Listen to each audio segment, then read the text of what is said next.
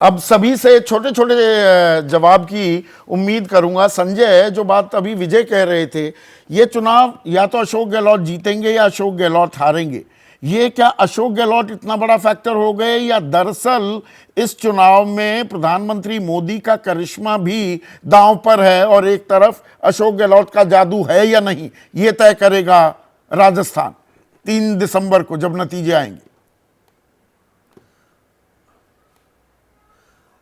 देखिए संदीप, चूंकि बीजेपी ने किसी भी नेता को अपने चीफ मिनिस्टर के चेहरे के रूप में प्रोजेक्ट नहीं किया और काफ़ी हद तक बीजेपी प्रधानमंत्री नरेंद्र मोदी के चेहरे पे चुनाव लड़ रही है राजस्थान में, तो कहीं ना कहीं प्रधानमंत्री बीजेपी के जीत या हार का जो श्रेय या आप कहें उसका जो एक तरह से बाय डिफ़ॉल्ट जो मतलब खामियाजा तो प्रधानमंत्री के चेहरे पे जाना चाहिए।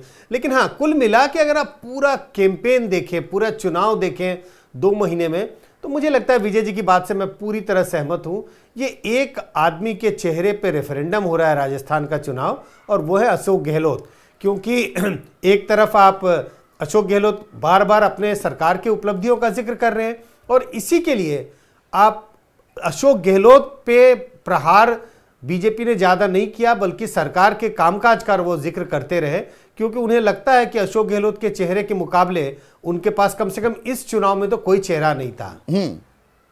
विनोद, चेहरों पर ही ये लड़ाई तय होने वाली है या एक कोई बड़ा मुद्दा जिसे शायद हम मिस आउट कर रहे हो?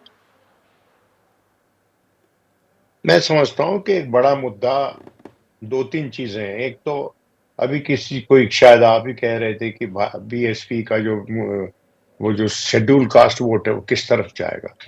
देखिए, शेड्यूल कास्ट वोट मैक्सिमम है राजस्थान में और बड़ा अहम सेगमेंट है वोटर्स का, और उसमें अभी भी कांग्रेस की पकड़ बनी हुई है। लेकिन उसके लिए जो थ्रेट नजर आ रही थी, वो जो हनुमान बेनीवाल और चंद्रशेखर आजाद में अलायंस हुआ है, 126 सीटों पे वो लड़ रहे हैं, और बड़ा प्रत्यक्ष है ये कि हनुमान बेनीवाल के साथ युवा जाट लोग बहुत लगे हुए हैं, जो कि माना जाता है कि ये किसानों के मुद्दे के कारण कांग्रेस के साथ हो सकते थे, लेकिन आज के दिन नहीं है। और दूसरा शुद्ध करने वाला उनको शुद्ध करने वाला एक कारण यह है कि अशोक गहलोत ही शुरू से आखिर तक इसके गतिरोध पैदा किया कि कोई जाट मुख्यमंत्री हो जाए। 1998 में परसमा मोदेरना के नाम पे इलेक्शन जीता था, उससे ज्यादा सीटें तो आज तक किसी पार्टी को नहीं आई, लेकिन वो नहीं बन पाए। उसी तरह से सचिन नहीं बन पाए। तो एक और आप ये जो चंद्रशेखर आजाद की पार्टी है, can it be A substitute for BJP, बड़ी बात सोचने वाली है। अगर ये ज्यादा ले जाते हैं सीटें शेड्यूल कास्ट के, मतलब votes if not the seats, तो वो बहुत बड़े स्पॉयलर्स हो सकते हैं, बहुत बड़े स्पॉयलर्स हो सकते हैं। मैं यहां पर पिछड़ी जाति का भी प्लीज थोड़ा सा मैं ब्रीफ चाहूंगा। आशुतोष, पिछड़ी जाति का और इसमें जातिगत जनगणना आरक्षण जो पहल शुरू हो गई है बिहार से, क्या पिछड़ी जाति की अगर हम बात करें, दलित की बात अभी विनोद ने की, वहां समीकरण कैसे बनते दिख रहे हैं आपको? छोटा सा जवाब चाहूंगा प्लीज। कांग्रेस पार्टी से के 2 बड़े नेता हैं, अशोक गहलोत और सचिन पायलट, दोनों ही तो पिछड़ी जाति के। क्या इन दोनों से बड़ा कोई नेता भारतीय जनता पार्टी के पास है क्या?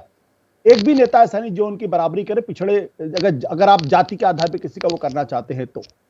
देखिए, इस पूरे चुनाव में जो महत्वपूर्ण सवाल यह है कि वहां पे अगर लोगों को यह लगा कि नहीं अशोक गहलोत ने डिलीवर किया है और वही डिलीवर कर सकते हैं, तो फिर चाहे सचिन पायलट का झगड़ा हो, चाहे कुछ भी हो, यह मायने नहीं रखता है।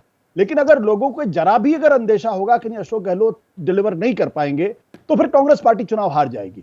यह बिल्कुल उसी तरीके का फिनोमेनन है जैसे कि राष्ट्रीय स्तर के ऊपर 2019 का चुनाव अगर आप देखें कि भाई नरेंद्र मोदी के सामने तो कोई नहीं है, उनकी बहुत सारी अनुपलब्धियां हैं, बहुत सारी फेलियर्स हैं, लेकिन सारे नेता वही अकेले जो डिलीवर कर सकते हैं। ये जो रिलायबिलिटी लीडर्स को लेके होती है, वो इंपॉर्टेंट रोल प्ले करेगा। तो एक आदमी को इतना बड़ा बना दिया गया, ये भी एक डिसाइडिंग फैक्टर हो सकता है। इसके अलावा कुछ और एक लाइन में अगर आप जवाब दें विजय।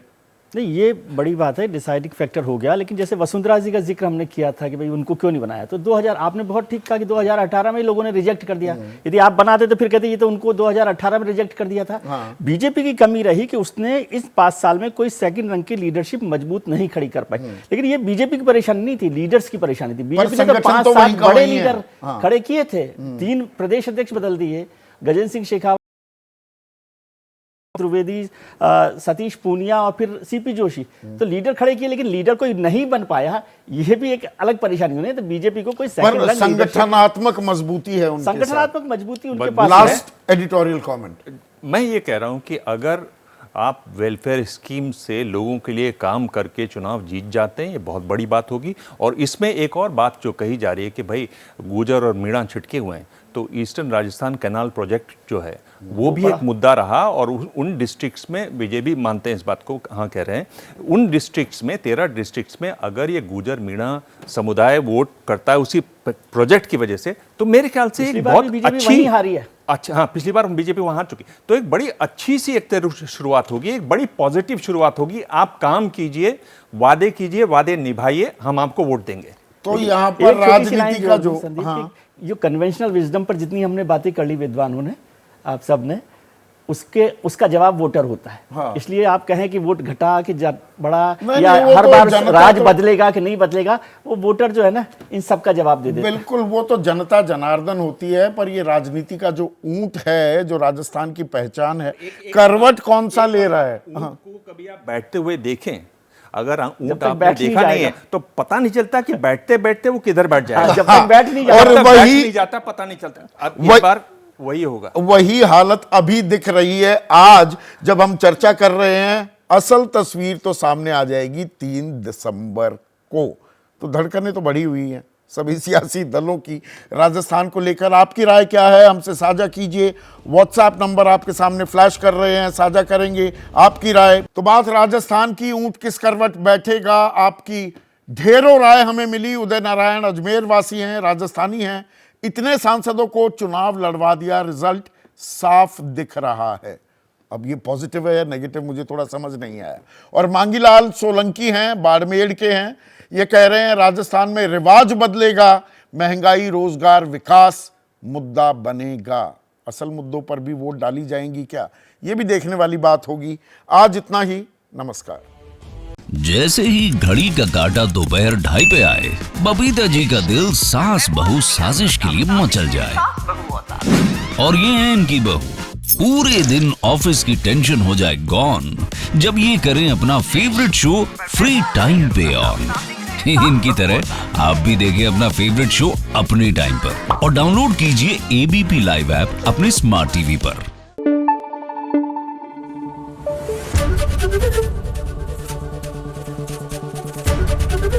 एबीपी न्यूज आपको रखे आगे।